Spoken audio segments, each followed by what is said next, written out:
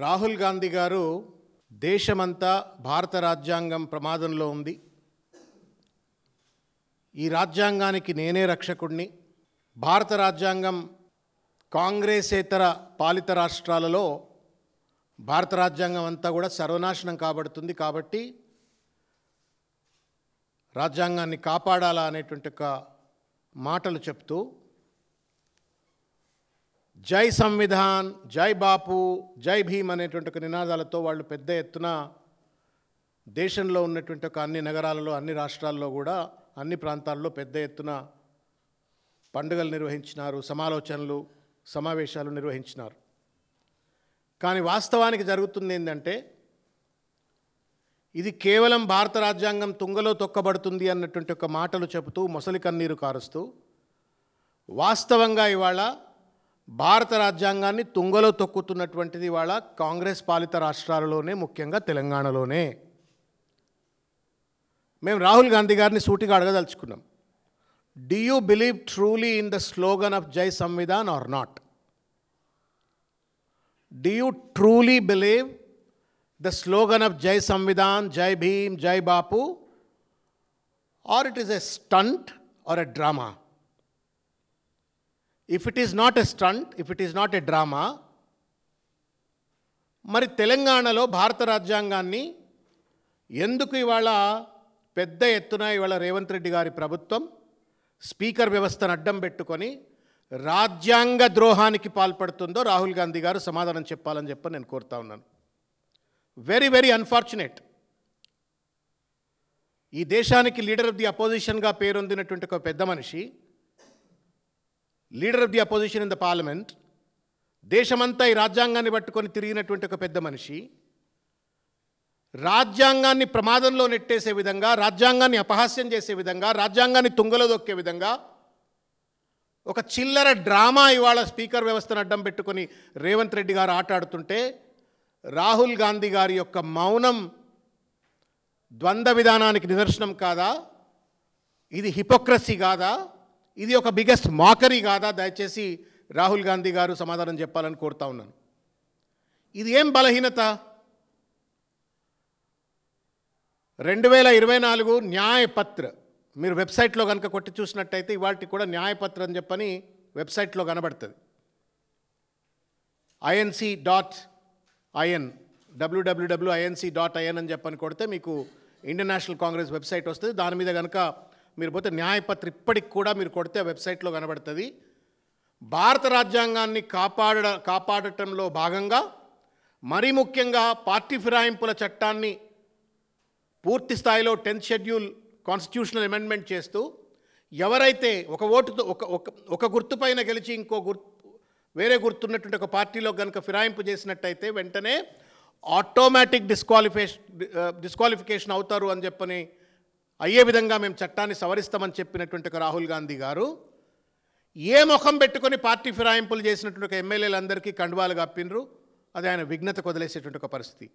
కానీ ఇవాళ ఎంత బాధ్యతారాహిత్యంగా ఇవాళ ఈ ప్రభుత్వం వ్యవహరిస్తూ ఉంది కాంగ్రెస్ ప్రభుత్వం తెలంగాణలో అంటే, కోర్టులంటే గౌరవం లేదు, రాజ్యాంగం అంటే గౌరవం లేదు, ప్రజాస్వామ్య వ్యవస్థ మీద గౌరవం లేదు, మొత్తానికి మొత్తం అంబేద్కర్ రాజ్యాంగం అమల్లో లేకుండా ఇవాళ అనుముల రాజ్యాంగాన్ని తెలంగాణలో అమలు చేస్తూ ఉన్నారు.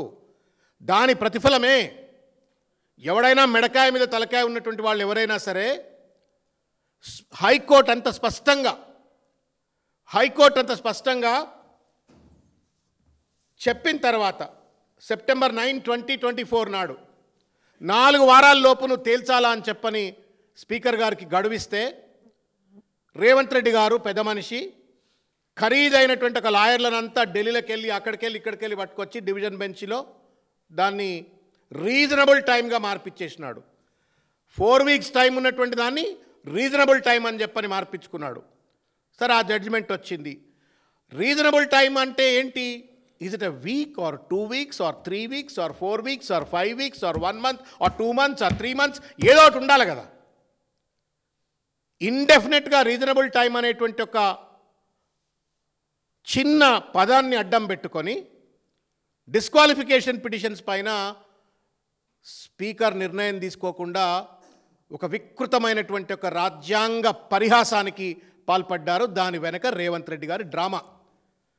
నేను వ్యక్తిగతంగా కానీ పార్టీ పరంగా కానీ మేము వి ట్రూలీ బిలీవ్, నమ్ముతున్నాం, గడ్డం ప్రసాద్ గారు ఒక ధర్మాత్ముడు, స్వతహాగా ధర్మాత్ముడు, మంచితనం ఉన్నటువంటి ఒక వ్యక్తి, భయం భక్తి కలిగినటువంటి ఒక వ్యక్తి. ఇంతవరకు ఏ రకమైనటువంటి ఒక అకృత్యాలు, పరుషమైనటువంటి ఒక పదజాలంతో మాట్లాడటం కానీ అకృత్యాలు కానీ చేసినట్టు ఒక దాఖలాలు ఎక్కడ కనబడవు. కానీ వాళ్ళ రేవంత్ రెడ్డి స్పీకర్ వ్యవస్థను అపహాస్యం చేసే విధంగా, రాజ్యాంగాన్ని తుంగలో దొక్కే విధంగా స్పీకర్ పైన అజమాయిషీ చలాయిస్తున్నట్టుగా స్పష్టంగా కనబడతా ఉంది. కండువాలు కప్పింది రేవంత్ రెడ్డి, రాహుల్ గాంధీ. వాళ్ళ కనుసన్నల్లో ఇవాళ స్పీకర్ను అణచివేస్తూ, స్పీకర్కు ఉన్నటువంటి ఒక విస్తృత స్థాయి అధికారాలను కూడా తుంగలో తొక్కుతూ, అజమాయిషీ చలాయిస్తూ, అణచివేస్తూ ఇవాళ స్పీకర్ సరి అయినటువంటి ఒక నిర్ణయం తీసుకోకుండా సైంధవుడు లెక్క రేవంత్ రెడ్డి అడ్డం పడుతున్నట్టుగా స్పష్టంగా కనబడతా ఉంది. ఇట్స్ ఎ కాన్స్టిట్యూషనల్ మాకరీ, కుట్ర, కుతంత్రం ఇది. దురదృష్టం ఏంటంటే రాజ్యాంగానికి రక్షకులమని చెప్పుకునేటువంటి ఒక రాహుల్ గాంధీకి అత్యంత ప్రియమైనటువంటి ఒక ముఖ్యమంత్రిన ఇది ఏం రాజకీయము, ఇది ఏం రాజ్యాంగము? మీ మేనిఫెస్టోలో మీరు 24లో పెట్టుకున్న తర్వాత జరిగినటువంటి ఒక దుష్పరిమాణాన్ని కోర్టులు చెప్తే కూడా ఇరా మీరు ఇలా. సిగ్గు ఎగ్గు ఉన్నటువంటి వాళ్ళు ఎవరైనా సరే ఇన్నిసార్లు కోర్టులతో చెప్పించుకోరు. మనిషికో మాట గొడ్డుకో దెబ్బ అని చెప్పని వెనకటికో సామెత ఉన్నది. మనిషికో మాట గొడ్డుకో దెబ్బ అని చెప్పని. When single bench itself has given a judgment that you have to decide in 4 months, 4 వారాలు, 4 వారాల్లో చేయాలా అని చెప్పని సింగిల్ బెంచ్ చెప్పిన తర్వాతనే అదే అలారం, అదే రెడ్ అలర్ట్. సిగ్గు ఎగ్గు లేకుండా రేవంత్ రెడ్డి గారి ప్రభుత్వం కోర్టుల్లో పెద్ద పెద్ద అడ్వకేట్లను పట్టుకొచ్చి రీజనబుల్ టైం అని కన్వర్ట్ చేసిండ్రు. ఫ్రమ్ January 2025 ఆన్వర్డ్ సుప్రీంకోర్టు చెప్తా ఉన్నది, what do you mean by reasonable time? జర చెప్పురా, ఎక్స్ప్లెయిన్ చేయరా. రీజనబుల్ టైం అంటే ఎన్ని రోజులు? చెప్పకుండా దాటవేత ధోరణి. చిన్నపిల్లగాడిని అడిగితే చెప్తారు what do you mean by reasonable time అంటే. కానీ పెద్ద పెద్ద అడ్వకేట్లను కోట్ల రూపాయల డబ్బులు ఖర్చు పెడుతూ రేవంత్ రెడ్డి గారు డిప్లాయ్ చేసిన అడ్వకేట్లు వాళ్ళు సమాధానం చెప్పలే, ప్రభుత్వం సమాధానం చెప్పకపోతే ఆఖరికి విసిగి వేజారిపోయినటువంటి ఒక చీఫ్ జస్టిస్ గారు 1 వీక్ లోపు కనుక మీరు చేయకపోయినట్టయితే గూబ గుయ్యం అనిపించినట్టు మాట్లాడినారు. వారం రోజులు కనుక మీరు డిసైడ్ చేయకపోయినట్టయితే I will treat this as a contempt of court. కోర్టుకు ముందు దోషిగా నిలబెడతాను. 31 డిసెంబర్ స్పీకర్ గారు జైల్లో జరుపుకుంటాడా సంబరాలు, లేకపోతే బయట మంచిగా ప్రజాస్వామ్యబద్ధంగా జరుపుకుంటాడా తేల్చుకోవాలని చెప్పినారు. ఇది ఈ చెంప ఆ చెంప వాయించినట్టు కాదా స్పీకర్ గారికి కానీ లేకపోతే రేవంత్ రెడ్డి గారికి కానీ? ఇంకా సిగ్గు లేకుండా Revanth Reddy's government is prevailing upon the speaker, ఆయన పైన ఇంకా ఒత్తిడి పెడతా ఉంది. ఇది ఏం న్యాయం, ఇది ఏం సూత్రం అని చెప్పని ఇవాళ మేము ప్రశ్నిస్తూ ఉన్నాము. ఒక పక్కన రాహుల్ గాంధీ ఓట్ చోర్ అంటాడు. బీహార్లో ఏం చేసిండో మీరు అందరు చూసిండ్రు. మొత్తం Bihar election agenda of the Congress party was vote చోరీ. పెద్ద ఎత్తున ఓట్ చోరీ జరుగుతుంది అని చెప్పని బీహార్లో రాహుల్ గాంధీ ప్రచారం చేస్తాడు. మరి తెలంగాణలో జరుగుతుంది ఏంది రాహుల్ గాంధీ గారు? తెలంగాణలో జరుగుతుంది ఏంది రేవంత్ రెడ్డి? అందుకేనేమో రేవంత్ రెడ్డి బీహార్ కూడా పిలవలేదు. ఎందుకంటే నేను అక్కడ ఓట్ చోరీ అని చెప్పని ప్రజలను అక్కడ మభ్య పెడతా, నువ్వు ఓట్ చోరీ చేయి, ఎమ్మెల్యే చోరీ చేయి, సంవిధాన్ చోరీ చేయి, కాబట్టి నువ్వు మాత్రం అక్కడికి రాకు, నువ్వు ఇక్కడ గుప్చిప్లో నీ గూడు పుటాన్ని నడిపి అని చెప్పని ఆయన ఇక్కడ ఉంచినట్టుగా అనిపిస్తూ ఉంది. అందుకే ఆ బట్టిని, పొంగులేటి శ్రీనివాసరెడ్డిని వాళ్ళని పిలిచినట్టుగా నేను పిలవలే. ఇది ఎక్కడ హిపోక్రసీ, ఇది ఎక్కడ ద్వంద్వనీతి అని చెప్పని ఇవాళ మేము ప్రశ్నిస్తూ ఉన్నాము. ఇవాళ ఒక దుర్మార్గమైనటువంటి ఒక సంస్కృతి ఇవాళ తెలంగాణలో కొనసాగుతున్నటువంటి ఒక పరిస్థితి. వెస్ట్ బెంగాల్లో మన జడ్జిమెంట్ వచ్చింది, అది కూడా ఒక రెడ్ అలర్ట్. ముకుల్ రాయ్ అని చెప్పని పెద్ద మనిషి ఎవరైతే అక్కడ కూడా బీజేపీలో గెలిచి టీఎంసీలోకి పార్టీలోకి పోతే ఆయనకు పిఎస్సి చైర్మన్ ఇస్తుంది రిటర్న్ గిఫ్ట్గా అక్కడ Mamata Banerjee government. Mukul Roy was disqualified by the high court. అదన్నా బుద్ధి రావాలి కదా రేవంత్ రెడ్డి గారికి. స్పీకర్ పైన ఇంకా ఒత్తిడి పెట్టొద్దు, ఇమీడియట్గా డెసిషన్ తీసుకోవాలని చెప్పని.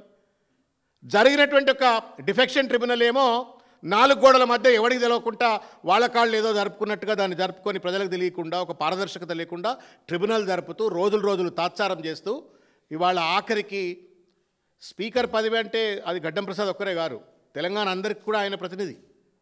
He's a head of the house. అంటే ఆ శాసనసభలో ఉన్నటువంటి అన్ని పార్టీలకు ప్రతినిధి. ఆయన ఒక్క పార్టీకి ప్రతినిధి కాదు.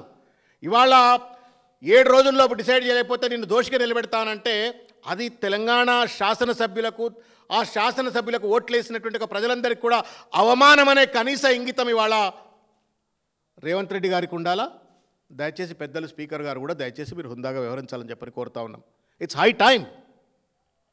టైం. సింగిల్ బెంచ్ చెప్తుంది, సుప్రీంకోర్టు చెప్తుంది, కల్కటా హైకోర్టు చెప్తుంది, ఇన్ని రకాలైనటువంటి మీ న్యాయపత్రంలో ఉంటుంది. ఇన్ని ఉండగా తుంగలో దొక్కి వాళ్ళ చిల్లర రాజకీయాలకు పాల్పడుతూ ఉన్నారు. రేవంత్ రెడ్డికి నిజంగానే దమ్ముంటే సంబరాలు చేసుకుంటున్నావు కదా జూబ్లీ హిల్స్లో బోగసోట్లతో గెలిచి సంబరాలు చేసుకుంటున్నావు కదా. నీకు దమ్ముంటే, ధైర్యం ఉంటే ఈ 10 మందిని డిస్క్వాలిఫై చేసి ఎన్నికలు పెట్టు. ఒక్క దగ్గర కూడా రేవంత్ రెడ్డికి డిపాజిట్ వస్తే నేను రాజకీయం వదిలిపెట్టి వెళ్ళిపోతా. Not even one place. ప్రజలు ఎదురు చూస్తున్నారు. కాకపోతే ఆడ కూడా నేను బోగసోట్లేస్తా, ఆడ కూడా దొంగోట్లేస్తా, లేకపోతే ఆడ కూడా దొంగాటలు పంపించేసి నేను పక్క కాన్స్టిట్యున్సీలోకి వెళ్ళి ఓటర్లు గానాలతో ఓట్లు వేయిస్తా అంటే పరిణామం ఎట్లుంటుందో దాన్ని ఎట్లా ఎదుర్కోవాలో అది కూడా చూస్తాం. కానీ ఇవాళ ప్రజలు తీవ్రమైనటువంటి ఆక్షేపణతో ఎదురు చూస్తూ ఉన్నారు. తగిన గుణపాఠం చెప్పాలని. నీకు దమ్ము ధైర్యం ఉంటే వెంటనే వాళ్ళని డిస్క్వాలిఫై చేయించాలా. అనవసరంగా సైంధవుడి లెక్క స్పీకర్ను బెదిరించి అదిరించి స్పీకర్ను అణగదొక్కి స్పీకర్కు ఉన్నటువంటి విస్తృతస్థాయి అధికారులను తుంగలో దొక్కుతూ ఆయన పైన ఒత్తిడి పెట్టొద్దు. ఆత్మ ప్రబోధంతో స్పీకర్ గారు వ్యవహరించాలని కోరుతా ఉన్నాను. ఆ వ్యవహరించేటువంటి రీతిలో ప్రజాస్వామ్యపరమైనటువంటి వెసులుబాటు రేవంత్ రెడ్డి కల్పించాలా అని చెప్పని నేను కోరుకుంటా ఉన్నాను. ఇవాళ మణిపూర్లో జరిగింది ఇట్లా. మీకు 1991లో కనుక చూసినట్టయితే నేను ముఖ్యంగా ఈ విషయం ప్రసాద్ గారికి చెప్పాలని చెప్పని నేను ప్రయత్నం చేస్తూ ఉన్నాను. మణిలాల్ సింగ్ వర్సెస్ బోరబాబు సింగ్ అని చెప్పని మీకు కేసు, ఇది ఫేమస్ కేసు. మీరు గూగుల్లో కొడితే ఎవరైనా మీకు తెలుస్తుంది. 1991లో 6 MLAs of Manipur were defected into other party. Disqualification petition వేసిండ్రు. ఇక్కడ స్పీకర్ లెక్కనే అక్కడ 3 ఏళ్ళు తాత్సారం చేస్తూ వచ్చిండ్రు. ఆఖరికి సుప్రీంకోర్టు దాన్ని మొత్తం సుప్రీంకోర్టు ఆదేశాలను కూడా ధిక్కరించిండు ఆయన. ధిక్కరిచ్చేస్తే కంటెంప్ట్ పిటిషన్ మూవ్ చేసేసి నిన్ను దోషిగా నిలబెడతాం కోర్టు ముందు అని చెప్పని నిలబెట్టే పరిస్థితికి వస్తే అప్పుడు చచ్చుకుంటా 2 రోజుల డిసిషన్ తీసుకొని డిస్క్వాలిఫై చేస్తే ఆ ప్రభుత్వం కూలిపోయింది.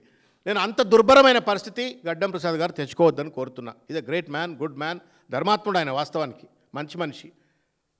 ఇవాళ రేవంత్ రెడ్డి యొక్క ఆధిపత్య అహంకారానికి ఒక దళిత స్పీకర్ ఇవాళ బలవుతున్నాడు. ఇవాళ రేవంత్ రెడ్డి యొక్క ఆధిపత్య అహంకారానికి ఒక దళిత స్పీకర్ బలైపోతా ఉన్నాడు. ఇవాళ హైకోర్టుతో మొట్టికాయలు, సుప్రీంకోర్టుతో మొట్టికాయలు. ఎందుకంటే అగత్యం పాపం ఆ దళిత స్పీకర్కు. ఎందుకైనా ఇండిపెండెంట్గా ఫంక్షన్ చేయనిస్తలేరు? దళితుడు కాబట్టి ఇవాళ రేవంత్ రెడ్డి ఈ రకమైనటువంటి ఒక ఆధిపత్య మజమాయిష్ చెలాయిస్తూ స్పీకర్ను అణగదొక్కుతున్నాడు అని చెప్పని కూడా మేము అడుగుతా ఉన్నాం. కాబట్టి బోరాబాబుకు పట్టినటువంటి ఒక అగత్యం దయచేసి దళిత స్పీకర్ అయినటువంటి గడ్డం ప్రసాద్ గారికి పట్టకుండా ఉండాలని చెప్పని కోరుకుంటూ స్పీకర్ గారికి చేతులెత్తి నమస్కారం చేసి నేను విజ్ఞప్తి చేస్తూ ఉన్నాను. మీరు ప్రజాస్వామ్యానికి పరిరక్షకులు. You have a constitutional sanctity. గొప్ప రాజ్యాంగపరమైనటువంటి ఒక ఔన్నత్యం కలిగిన కుర్చీలో కూర్చున్నారు మీరు. న్యూట్రాలిటీ, ఇంపార్షియాలిటీ మెయింటైన్ చేస్తూ రాజ్యాంగాన్ని కాపాడుతూ తరతరాలకు ఒక చరిత్రగా నిలిచేటువంటి ఒక పొజిషన్లో ఉన్నటువంటి ఒక మీరు ఇవాళ రేవంత్ రెడ్డి ఒత్తిడికి లోను కాకుండా వెంటనే ఈ డిస్క్వాలిఫికేషన్ పైన నిర్ణయం తీసుకొని వీళ్ళందరినీ డిస్క్వాలిఫై చేయాలని చెప్పని కోరుతా ఉన్నాను. మవలాంకర్ అని చెప్పని ఒక స్పీకర్ ఉంటుండేవాడు, first speaker of the country, Ganesh Mavalankar అని చెప్పని. జవహర్లాల్ నెహ్రూ లాంటి వాడిని సైతం, అటువంటి పెద్ద మనిషిని సైతం ఒకవేళ గనక తప్పు చేసినట్టుగా కనబడితే సభలో ఆయనను కూడా హెచ్చరించినటువంటి ఒక ఘనాపాటి స్పీకర్ ఆయన ముందు ఎవరు నిలబడి మాట్లాడటానికి కూడా. అందుకే మవలాంకర్ అంటే వాట్ ఏ గ్రేట్ స్పీకర్ అని చెప్పని చరిత్ర చెప్తుంది. ఒకవేళ గనక ఇవాళ ఈ 7 రోజుల్లోపు స్పీకర్ గారు నిర్ణయం తీసుకోకపోతే బోరాబాబు కంటే కూడా హీనమైనటువంటి ఒక చరిత్ర తనకు తానే రాసుకుంటాడనే విషయాన్ని వారు గుర్తు చేసుకోవాలా.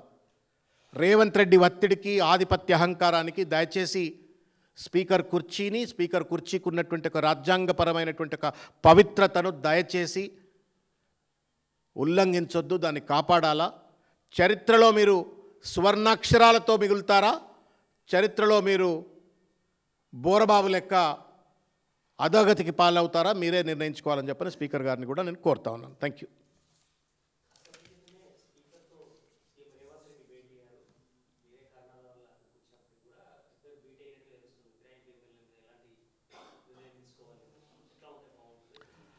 ఇప్పుడు నేను ఒక విషయం అండి,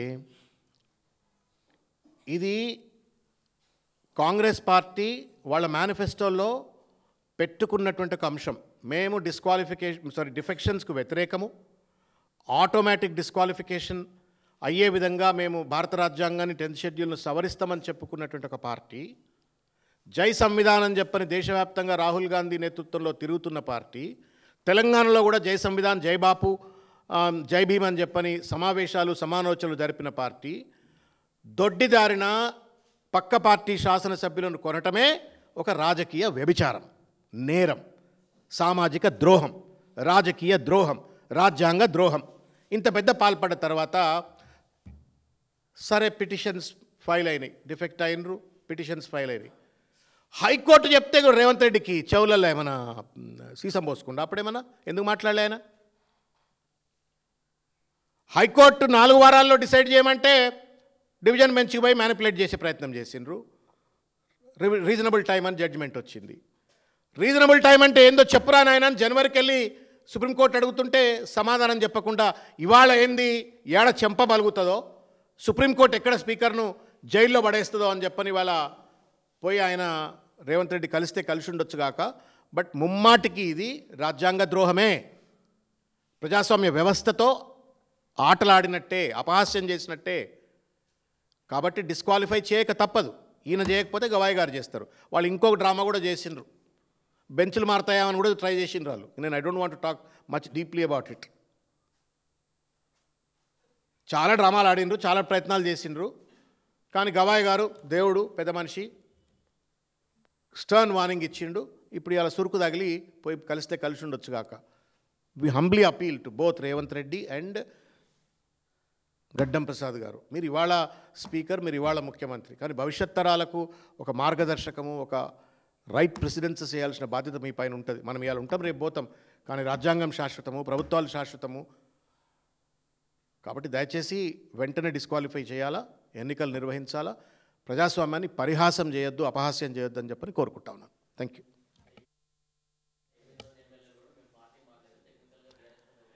ఇప్పుడు వాళ్ళకు కూడా సిగ్గు లేదండి. ఇప్పుడు ఆ సిగ్గులేనితనం ఎట్లొచ్చింది? స్పీకర్ని చూసుకొనే కదా, రేవంత్ రెడ్డిని చూసుకొని ఆ ధైర్యం వచ్చింది. నేను ఇది పట్టుకొని ఊరేగుతున్నా నేను రేవంత్ రెడ్డిని. రాహుల్ గాంధీ సూచన మేరకు నేను జై సంవిధానాన్ని మీటింగ్ ఇక్కడ పెట్టిన తర్వాత నేనే నా పార్టీ కండువాని ఎమ్మెల్యేల మెడలో కప్పిన తర్వాత ఆ ఎమ్మెల్యే అంటుండు నేను పార్టీ మారలేదు అంటుండు. మరి ఎవరు చెప్పాలా? కనీస విఘ్నత, కనీస విచక్షణ, కనీస నీతి నిజాయితీ ఉన్నటువంటి ఒక వ్యక్తి ఒకవేళ అంత పెద్ద కుర్చీలో కూర్చున్నప్పుడు ఈ రాజ్యాంగాన్ని నిజంగానే కాపాడాలని చెప్పని నా గుండెలోతుల్లో నుంచి నేను అన్నట్టయితే ఏమనాలా? నేను కప్పిన కదరా నాయన, నీకు అంత దమ్ములేను, ఎందుకు జాయిన్ నేను పార్టీలా, నేను కప్పినా నువ్వు పార్టీ మారినావు అని ఆయనే చెప్పాలా. అది చెప్తలేడంటే ఏంది? కప్పినోడు కుట్రదారుడు, కప్పించుకున్నాడు కుట్రదారుడు, ఈ ఇద్దరిని కాపాడేందుకు స్పీకర్ను అడగదొక్కుతూ ఉన్నారు. సిగ్గు లేకుండా మాట్లాడుతున్నారు, సిగ్గు ఎగ్గు లేకుండా మాట్లాడుతున్నారు. 3 రంగుల జెండే పార్టీ కండువా. దానం నాగేందర్ గారు అయితే పార్టీ మారి ఎంపీగా పోటీ చేసినారు కదా. ఎన్నిసార్లు ఎన్నికల ప్రచార సభల్లో పార్టీ మారిన ఎమ్మెల్యేలు అందరూ ప్రచారం చేసినారు చెప్పండి. పిల్లల పరాశకం ఆడుతున్నారు, మీకైతే తెలుసు కదా. You're playing with people.